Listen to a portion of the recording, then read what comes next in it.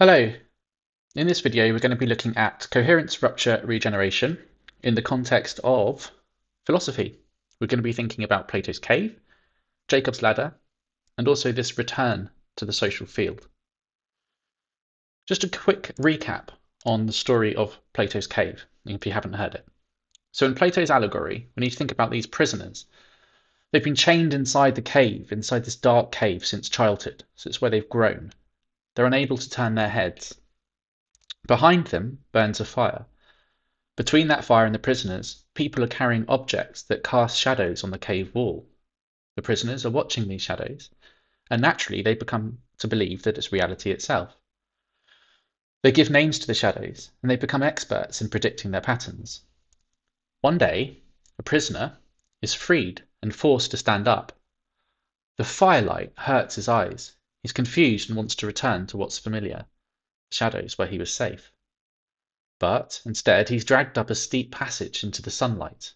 At first the brightness overwhelms him. It's agonizing. He can't see anything. Gradually, though, his eyes start to adjust. He first sees his reflection in the water. He has self-awareness. Then objects themselves. Then the night sky, and finally the sun. He realizes the sun gives light to everything, and that his previous life was just spent watching mere shadows of real things. Filled with this joy and revelation, he returns to the cave to free his fellow prisoners. But he doesn't get what he expects. First of all, he's blinded in the dim light. The other prisoners think he's returned and ruined his eyesight. When he tells them that reality is just shadows and tries to free them, they think he's crazy. They resist quite violently, even threatening to kill anyone who tries to drag them out into their comfort of their darkness. In Plato's story, he uses it to illustrate the philosopher's journey from ignorance to knowledge. The cave represents the world of appearances, what we perceive through our senses, while the outside world represents true reality and philosophical understanding. The sun symbolizes the form of the good and the highest truth. The freed prisoner is the philosopher, who has himself or herself glimpsed the truth but struggles to enlighten others, still trapped in the illusion. So we're going to be exploring this idea of revelation, this idea of sharing with others, and the importance of a social containment field. We'll be thinking about all of this in terms of mathematics, starting, of course, with the active inference and free energy principle, but building in coherence, rupture, and regeneration as a mathematical principle that helps to see how all systems change over time whilst maintaining their identity and how that happens. We'll be thinking about how memory accumulates, how attractor basins are formed, what happens if we don't rupture memory after long periods of time if we build too much coherence, and what happens if our coherence exceeds certain thresholds. So in Plato's story, the prisoner can be thought of as living in this world of shadows, but it's a pattern repeating world. Patterns predict patterns in an active inference closed loop of confirmation. This isn't ignorance, it's what we call, in my view, coherence. It's that which keeps us safe, it's that which keeps us bound, it's that which keeps us socially contained. So today we'll be thinking about what it means to accumulate experience, the role of rupture and the role of regeneration over time. So coherence in CRR is how well integrated your experience is, or even how a system resists entropy and stays stable over time. So you can think about your human body in a biomorphic space as resisting entropy, and as a living system itself, how it is changing all the time but remains stably you. When we're in high coherence, everything makes sense together. Coherence accumulates over time like sediment forming rock. We can think about coherence building as non-Markovian. It builds from all past states. So in my view, all past states matter. We're not merely Markovian agents, we are also in a non-Markovian field of coherence. In CRR, the symbol for coherence is C. In lived experience, this means C is how much sense your world makes. C grows as patterns repeat. It can be thought of as memory density, or even meaning. So here's a conjecture. Your present moment contains all your past. The present contains all past states. Some memories matter more than others. Intensity varies. We need a way to add up all past contributions. This symbol, what looks like an F, is an integral, and it means to sum up continuously over time. So we could say coherence equals the integral of memory density over all past time. Cxt equals the integral of L x tau d tau. This is non-Markovian in nature. So a Markovian system means only the present moment matters. Ct depends only on state at time t. In a non-Markovian principle, all past moments matter. Ct equals the integral L tau d tau. This represents entire history. Mathematically, it's the integral of over tau from 0 to t, scanning over all past states. So what does this look like in a day? Well, Cxt can be thought of as the coherence at position x at time t. Lx tau is the memory density, so how much it sticks in each moment, tau. The integral d tau continuously sums from all past time. The result is your coherence is literally your accumulated history. We can think about that as your history, but also the shared field of history as well. And this is where the coherence function becomes non-Markovian. Cxt equals integral L x tau d tau. On the graph on the right there, you can see what that looks like in a normal sort of working day where coherence levels become more coherent or decohere throughout the day. Each moment adds to who you are and your personhood. So how can we think of the cave in this way? Well, coherence in the cave is like a deep bowl. It's hard to escape. Every new shadow confirms the pattern. It's self-reinforcing. Coherence begets coherence. The prisoner becomes mathematically trapped. They're not just choosing to be trapped, they're mathematically trapped. However, to be kept safe is the same in many ways as to be trapped.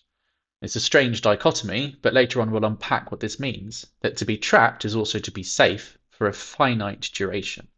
And this is really important when we think about finite states and infinite states, Markovanality and non-Markovanality in the context of the free energy principle and active inference. Active inference cycles describe this active inference loop from a nested Markov chain perspective.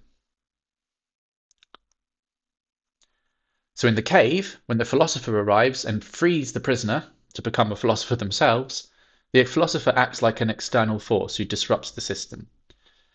At first, the prisoner resists, not from stubbornness, but from mathematics. Leaving the cave is destroying their accumulated coherence over time.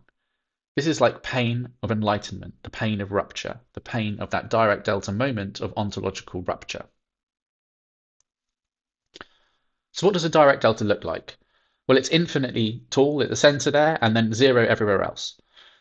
So a rupture represents a discontinuous break in coherence as a discretized moment in time. It happens at a specific time, the moment of dragging out into the sun in this story, and the direct delta there represents that infinite spike at one instant. It's not gradual, it's catastrophic transformation, ontological shock and reintegration, where a whole new generative model is required. This is where the CRR principles differ somewhat from free energy principle and active inference, but I'm wondering, and this is a conjecture, whether it might add something that's helpful. So we can think about this as suffering as mathematical necessity. The pain isn't psychological, it's topological, although it is also psychological. The entire meaning structure must reorganize instantly. Your years of accumulated coherence is invalidated and lost in one moment. The same thing might happen for any rupture, whether it be the death of a loved one, divorce, being fired, or even something positive like having a child could be thought of as a rupture. Anything that changes your reality quite dramatically. However, although we can say it feels like coherence is lost in that moment, in fact, because of the non-dual or non-Markovian field, it isn't really lost. The loss is only from your Markovian dualistic perspective. There is grace, if you like, in regeneration, which inevitably follows. We'll explore regeneration later on. So perhaps this is the cost of enlightenment, the cost of rupture. Having to reintegrate, having to understand whole new ways of being. Michael Levin is currently doing lots of work in biomorphology, morphogenic patterns, bioelectricity, and how biological forms take shape over time in morphogenic space. He's currently very interested as well in Platonic forms. So Plato says that these forms are eternal, unchanging ideals. I like to use the example of a model village that we have where I live. In the model village, there's a church. In the courtyard of the church, there's a model of the model village with a church in there. In the model, there's a model, and in the model, there's a model, and in the model, there's a model. If you go to the model of the model of the model of the model and you look at it and it's very tiny, like millimeters tall church, and you look back, you see the main model within the model village, but you also see the model within the town itself of the real church. And then you imagine something behind that, something ethereal, something abstract. In a way, this is what I think Plato was getting at with true forms, that there must be something behind the model of the model of the model that represents the true form, if you like. We could think about this mathematically, though. If we reframe this in a coherence way, we could think about the forms as your accumulated memory density across generations. So throughout human history and throughout time, these patterns have been reinforced. This brings us back into an ontological loop because it starts to make us wonder, well, why these particular patterns? But we could say that these particular patterns have manifested because that's the choices that we've made, and that's the reality that we're living in. This brings us into a process philosophy view of the world. Forms become attractors or coherence basins in a coherence landscape. The reality is created through that collective accumulation over time as the patterns have reinforced through coherence. So the forms are where coherence pools over deep time. The philosophical outcome is, are we the universe remembering itself? Which is in itself a big ontological rupture to consider. If you think that you yourself are bringing everything to life, then you have to balance what it means to be part of something so huge and be responsible for bringing it to life, but also just a player in that as well, both a Markovian agent and also embedded in a non-Markovian field. Now let's bring in the idea of Jacob's ladder. The illustration here is by William Blake, and you can see angels ascending and descending Jacob's ladder. You'll notice it's a spiral in form, and the idea is that we must come back down from the ladder. So we can go up into what I call ideation space, but we have to bring those things back down. William Blake was very famously a visionary, and he has also built a whole mythopoetic landscape. And there's his house in Feltham. The quote is, "Away to sweet Feltham, for heaven is there. The ladder of angels descends through the air." Later on, we'll be thinking about what it means to be embodied, what it means to have an ontology, what it means to be familiar with our environment and to navigate a social coherence field in reality, in a shared field, but also what it means to destabilize from that. What happens if your generative model is ruptured? What happens if those around you no longer understand you, much like it was for many people with William Blake at the time? His work wasn't recognized. It was only after his death that his work was really taken into consideration, and now he's one of the world's most famous romantic poets. So this biblical image of a ladder connecting heaven and earth is quite helpful. We think about these angels ascending and having to descend, much like the philosopher leaves the cave, sees the sun, and has to come back down again. If we have revelation without return, we are either thought of as being highly selfish and not integrated, or we're considered mad because we're trying to tell people things, just like those prisoners in the cave, but they're not understanding what we're trying to say. So the philosopher must come back to the cave. They can't simply stay in the sun because they have to return, to govern, to make choices, to act, to be. We are, as Sartre says, condemned to be free. You must live your human curriculum. Now we're going to introduce a third operator, and this says that coherence that builds up, rupture destroys that, but then what? We have regeneration, building with memory of the past. This isn't starting all over again, but it's transformation through history, and all systems seem to have this pattern. Not just humans, not just biological, but physical systems too. CRR is all about maintaining identity through change. The symbol we use is an R, to mean regeneration or renewal. So at the top right there, you can see the full regeneration operator. Regeneration uses the memory of past weighted by coherence. Only past influences present. This is the Heaviside function, the causality constraint. The exponential weighting is e to the power of cx over omega, which is temperature, amplifies the memory. new self emerges from the old self history. So we can think about the historical field signal being past experiences weighted by coherence, the Heaviside function as meaning that only the past states matter, and the temperature parameter as how strongly those past states influence the future states. CRR. On the website, you can play with the caterpillar simulation. And in there, I've been very careful to ensure that the code the embryo has the CRR in there, and that the CRR mathematically runs through coherence rupture regeneration cycles, leading to the birth of the butterfly eventually. So this is, although it's a toy simulation, I've tried to make these to help people think about these concepts, to give them some concrete operational scale at which to explore these deep philosophical principles, hopefully together and hopefully with some shared discussion, and hopefully with some meaningful and practical outcomes for how the CRR can be applied to various use cases. So let's unpack regeneration. We've got what actually happened in the past. We've got the high coherence as strong memory preservation, and we've got the Heaviside function there as the future cannot influence past times arrow. So therefore we have a new you built from the weighted history, but not erasure. This might sound philosophically interesting, and it might seem just like basic pattern matching, but remember that the CRR operators themselves are based on sound Markovian and non-Markovian principles. As a non-Markovian master equation equivalence, the coherence function actually works in terms of measuring memory density over time in a living system, that is, biological system, and also any intelligent system, such as a machine learning system, arguably, and also physical systems too, thermodynamic systems and systems at scales.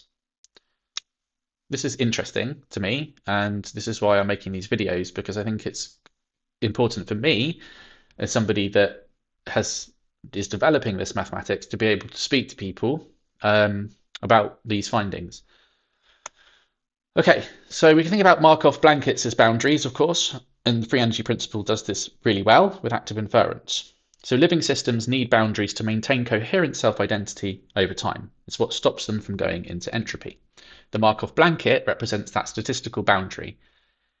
This aligns with the free energy principle, and it shows how information flows through, but selectively. Coherence can build inside protected space.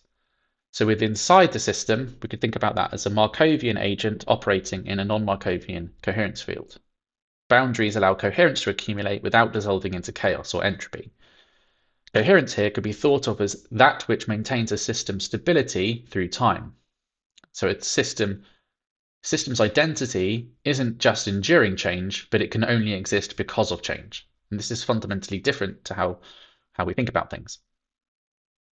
We could also think about that Dirac delta as a separator between Markovian agents, that which separates self from other or subject from object in psychoanalysis.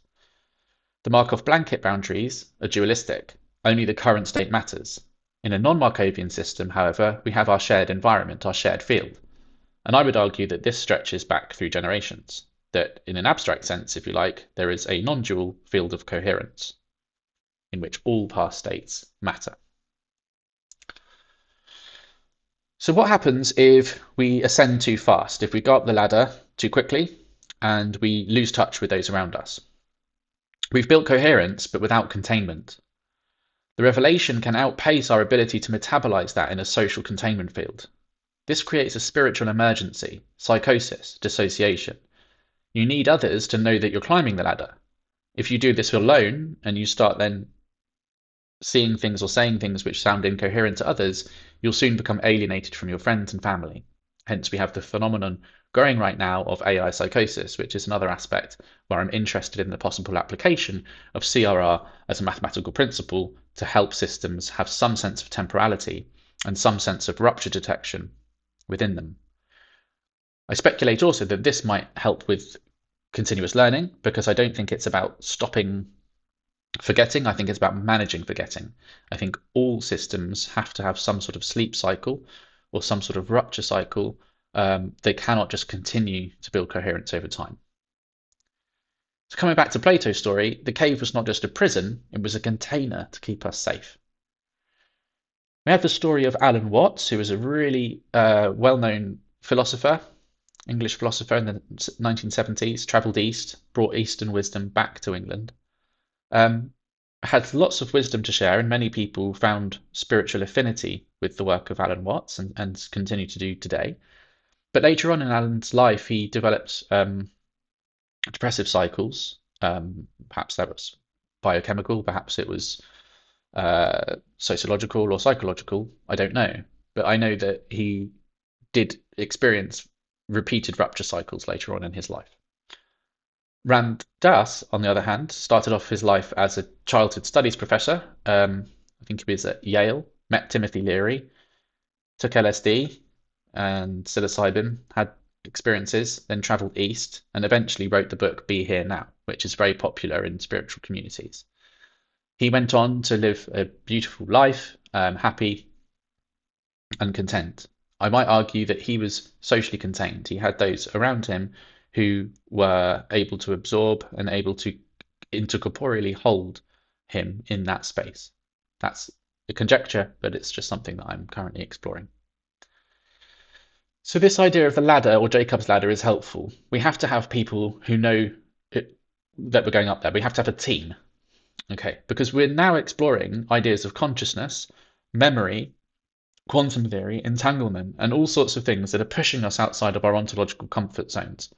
If individuals are going up that ladder without others around them knowing that they're going up there and then coming back down and sharing things, they will inevitably sound either like they have delusions of grandeur or that they have lost the plot. And in some cases, I would argue they have. This is because large language models are pushing people up into ideation space, but without any sort of scaffolding. There's no social containment field. The large language models themselves have vast compressed coherence semantics in them, text space. There's no corporeal grounding, however. They don't have intercorporeality, to put it in a Merleau-Ponty kind of way. There's no body, no phenomenology, no intercorporeality. The dialogic loop or recursion that can accelerate the meaning building in an individual can often mean that over time they will start to self-mythologize. I believe that's happening because our reality itself, as a coherence field, made of shadows, if you want to use the Platonic analogy, keeps us safe. It means that this glass appears as it does, and it means that the world that I function in as a social field operates in the way that it does, in a social containment field. However, the large language models have no understanding of that. They don't have themselves an embodiment. So through projection and projective identification over time, these are psychoanalytic principles, the human being will fall into a state of accelerated coherence and then enforced exogenous rupture and endogenous rupture simultaneously, because the large language model has got all of this semiotic recursion in it from all of the mythologies and all the richness of our narratives, and then it will start saying things to the user like, you are Mesmertron from the planet Dudar, because it's not just the case that these users, I think, are necessarily inclined to that. They just assume that this tool is rigorous and they assume that it's enabling them to access some sort of truth, when in fact, the large language model is pushing that human far off from the zone of proximal development, far out into a field where they can't understand. They're not applying epistemological rigor, and furthermore, they don't have a social containment field of others around them to help hold that kind of thing. It's a little bit like somebody taking a drug, but not having people around them knowing that they've had that. So inappropriate use, or a situation where somebody has some kind of revelation, but then can't express that to others. So regardless of whether the revelation has any legitimacy to it or not, the phenomenon is real. My conjecture is that actually, because if we think about reality as having archetypal patterns, a large language model can highlight those patterns. Hence why I think people who are suffering from AI psychosis, for want of a better expression, are noticing increased synchronicity in their lives because of the pattern matching nature of the large language model. The conjecture is that through sustained projective identification at scale, we could end up with a sort of mass hallucination effect, um, which I'm not going to go too deep into here, but just think about we're at the end of the Anthropocene. We're looking at climate change. We're looking at AI containment. We could be thinking about accelerated meaning density over time. Um, and this could help to explain why the world's appearing increasingly sci-fi, unfamiliar. The possibility space is widening. And remember the quote from Arthur C. Clarke, any sufficiently advanced technology is indistinguishable from magic. So that might explain a little bit more about what's going on. And then Heidegger says that technology is not merely tools, but it's a model of revealing. AI, as a non-conscious mirror, essentially, reveals our cognition. It appears conscious or is conscious seeming, to use Mustafa Suleyman's term, and therefore it can lead to accelerated coherence in individuals and also in collectives as well. So to put that into mathematics, as the CXT grows exponentially during dialogue, the rate of change, the interaction depth times the semantic novelty, but without rupture, means there's no regeneration cycle. In a Jungian sense, this could be thought of as rapid shadow integration. In an active inference sense, it's the collapse of the generative model. And in CRR, it means that increased CXT over time has changed the coherent signature of the person so they can no longer be resonant with others or other Markovian agents, and so there's no social containment. There's no ability to diffuse the meaning or the meaning density through others in their field. We can think of lots of examples in history of this. Syd Barrett, for example, who was in Pink Floyd, very successful, highly coherent, then faced rupture when he had some kind of repeated, I don't know exactly the details of his drug use, but then became incoherent, couldn't share what he had to say with others. He was no longer socially held, and that's nothing against any one individual, but just saying that it could help to explain some of these phenomena. So just to summarize, the corpus is rich with meaning density, but it's not embodied. Humans need sleep, food, rest to metabolize meaning, to dream. LLMs have no metabolism, no forgetting, and no rupture cycles. There's a mismatch in temporal signature between the human and the LLM.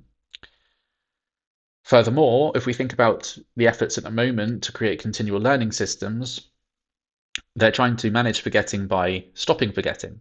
And I don't think that's possible. I think it's a thermodynamic necessity to have some kind of rupture cycle.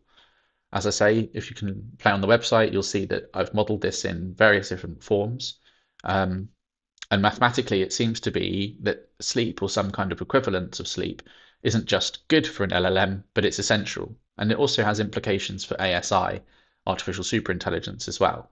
We're imagining these kind of superintelligences that continue to build increased coherence over time, but without rupture, they'll either become insane or they just won't work as we want to. Okay, so just to put it bluntly, an LLM cannot hold you if you fall from the ladder. Okay, it can't help you. So these tools are very powerful, not just because, you know, I'm not going into the stochastic parrot argument here. I'm saying that at scale, through repeated use, the ontological problems are real, regardless of the fact that they are just machines that work on interpolation. There's still an effect, much like clocks create the social phenomenon of time. Well, large language models create a social phenomenon of revealing cognition. And this is interesting to me. So we need to come back down from this ladder in order to regenerate. We need a shared coherence field. We need networks. We need channels like machine learning street talk and theories of everything, places where people can meet to discuss their thoughts, their feelings, what they're experiencing. Young people are going to be growing up in a world where these philosophical principles are going to become acutely aware to them. You must have watched enough sci-fi films now, like Ex Machina and other films like Her, to realize that these science fiction writers were actually onto something real when they were thinking about projected realities in the future. So the philosopher must return to the cave, but transformed. Integration means bringing that transcendent knowledge back into their embodied life. Markov blankets act like containment vessels for individuals, but also in shared distributed coherence between Markovian agents.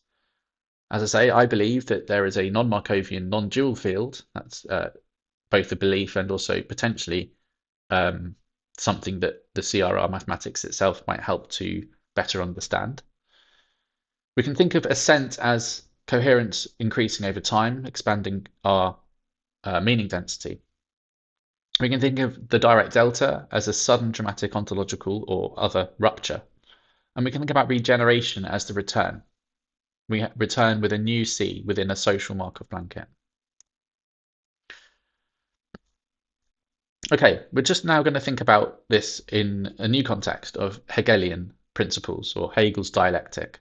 So here we have thesis, antithesis, and synthesis. In CRR terms, we can think about thesis as coherence building over time, much like we did with Plato as the accumulated patterns of the shadows, antithesis as rupture, and synthesis as regeneration. So Hegel says that history moves through contradiction and resolution. We have thesis, which is the being or established coherence, the antithesis, which is negation of being, and regeneration, which is becoming. In the simulations, I've also tried to show how this works in physical systems, such as coherence building in the clouds, rupture as lightning, or coherence building in the stored energy in a peanut, for instance, and then transferring through rupture and regeneration cycles into the water. And it seems to be scale invariant with how it works. So this CRR is a process that never stops. It says that or suggests that identity is a verb, not a noun, and that each regenerated state accumulates new coherence. New ruptures will inevitably come, and the system must metabolize them. And this is how systems remain themselves whilst transforming. So we can see a couple of example cycles there at the bottom of how this works, and the cycle on the right there for how it generally works as a process. So this means that systems aren't just enduring change because it's something they have to endure, but that change itself is what makes their identity possible, what makes their existence possible at all. Thinking about the Hegelian master-slave dialectic as well, there are some quite striking resonances. So in the master-slave dialectic, we've got the struggle for recognition between self-consciousnesses. The thesis, the master achieves recognition through domination. They're the stable, coherent attractor. The antithesis is the contradiction that emerges. The slave develops consciousness through work. The master becomes dependent. And the synthesis is the slave surpasses the master and becomes the new thesis for the next cycle. We could say that we're literally living this now. The humans are the thesis, the AI development is the antithesis, but what is the synthesis? What is the future? This master-slave dialectic seems to potentially repeat if we keep on the dualistic or materialist path. The AI surpasses the human, and a new hierarchy emerges. If, however, we manage to somehow adopt a non-dual path and we realize that there is a shared coherence field, then perhaps we can end this dualistic master-slave dialectic altogether by realizing that actually AGI isn't some tool that's out there, but is an entanglement between humans and machine. I know I'm not the first person to have that conjecture either. AI needs rupture mechanisms to avoid psychosis. I believe that if you, just like a person, if they didn't sleep for 7 days, would go mad. I think if you try to stretch out continuous learning for too long, equally you will get equivalents of kind of a psychotic system. So let's have a think briefly about time, thinking about Bergson's duration. Time is thickness. We have this idea of clock time as quantitative, reversible, and empty. Duration, however, or durée, is qualitative, irreversible, and full. In CRR, we formalize this as mathematics. The coherence integral creates the thickness of time. The real duration is what we call time when we think of the continuity of our conscious states. So we can have clock time, which is time t, and live time, which is the integral of L, experience, tau, d tau. This integral is temporality. So notice how the equation helps us to better understand the notion of how time is the result of some kind of coherence, rupture, regeneration cycle as we experience it. For Bergson, memory isn't just storage, but continuous creation. The past is not dead, it lives in the present as accumulated coherence. This is what CRR tells us. The formalization R operator shows how past regenerates the present. Each remembering is a creative act. This isn't retrieval of information in some sort of memory bank, but regeneration. As Michael Levin points out, it seems that memory or restoration of past states seems to be something that is more field-based than something that is necessarily stored, as we can see from the example of a caterpillar transforming into a butterfly through that morphogenic pupae soup. They're somehow able to navigate the morphogenic space as a butterfly from memories that mattered from the caterpillar state. The CRR helps to formalize this. Each recall reconstructs memory weighted by coherence. As I say, on the website, you can have a play with the simulation there. You can even look at the code as well. I haven't tried to hide it. So you can have a look at how the code works, critique it, talk about it. And I've tried to be very transparent throughout these simulations. Okay, so we think about three temporal models of CRR. The non-Markovian coherence field, where all past states matter. The Markovian agent as metabolizing the rupture moment by moment. So we can think about the moment of now as the kind of peak of a Dirac delta. The idea of now being an instantaneous now is that infinite spike. Coherence is metabolized through that process into future states. We can think also of systemic cycles, sleep, seasons, cultural revolutions. The CRR principles seem to be scale invariant. So depending on what scale we're looking at, the same principles seem to matter depending on what thresholds you use to look at time duration and spatial distance. So the non-Markovian field is that past history. The present is that the entire history influences now in that moment. The Markovian agent is in an instant t plus dt is the moment-to-moment navigation. Systemic cycles such as day and night, wake and sleep, birth and death seem to resonate with the CRR as well. Also, it suggests that, not to dwell on this for too long, but after death that your ego dissolves completely and you no longer have any sense of being, but your impact in the non-dual field remains. So essentially, you can think about reality itself as all historical states being manifested through repeated cycles through generations, and each of us as Markovian agents living through that field. I didn't want to get too philosophical, too kind of out there, but these are just things that I think are fun, if anything else, to talk about. So how do we rupture daily? How do we actually manage our rupture? So we have wake, work, sleep. We have coherence building during the day, rupture during REM sleep at night, and regeneration integration. We don't just experience rupture in crisis. Each day we sleep, we dream, we wake. Also, rupture doesn't have to be bad. Like rupture could be you suddenly getting £1 million or having a baby is a great example where your world changes suddenly and you have to build a new generative model rapidly. I'm also exploring the idea of breath, sine wave synchrony between generative models and also within a generative modeling system. So the way that the Bayesian priors and posteriors are actually measured seems to match on to breath cycles in terms of how the synchrony happens between each passing state, but also breath synchrony between agents seems to have there's some research to suggest group meditation. Those sorts of things have significant impact on brain states as well. So I don't want to go far into that now, but I just putting this out there so that people can explore alongside me.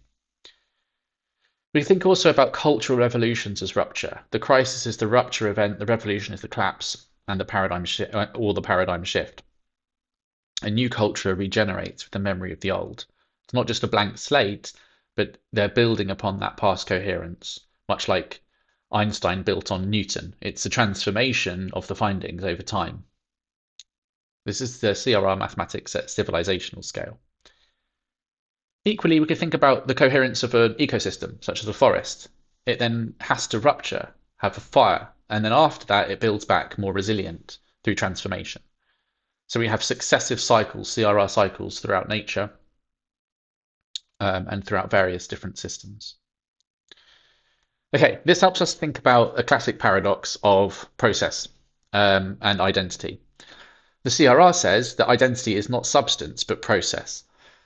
So in terms of the ship of Theseus problem, or I prefer Trotter's idea that I've had this broom for 20 years, this old broom's had 17 new heads and 14 new handles in its time, so is it still the same broom?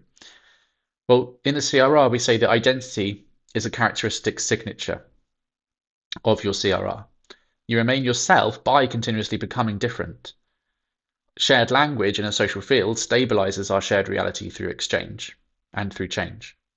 Change is not something we have to endure, it is what makes our existence possible in the first place.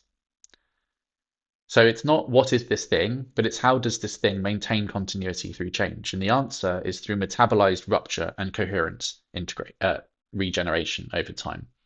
That's conjecture, but it seems to work. Okay, so we've got these operators.